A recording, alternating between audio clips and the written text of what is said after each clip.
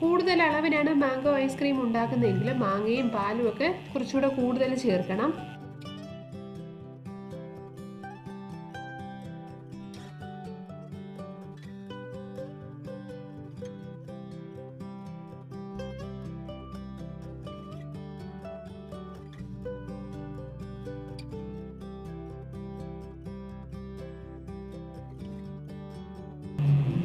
പഴുത്ത മാങ്ങ വെച്ചിട്ട് നല്ല ടേസ്റ്റി ആയിട്ടുള്ള മാംഗോ മിൽക്ക് ഷേക്ക്, മാംഗോ ഫിർനി, പിന്നെ പഴുത്ത മാങ്ങ നമുക്ക് കുറച്ച് നാൾ ഫ്രിഡ്ജിൽ കേടുകൂടാതെ സൂക്ഷിക്കാൻ നമുക്ക് ഉണക്കി സൂക്ഷിക്കാം. അതിൻ്റെ റെസിപ്പി എല്ലാം നേരത്തെ അപ്ലോഡ് ചെയ്തിട്ടുണ്ട്.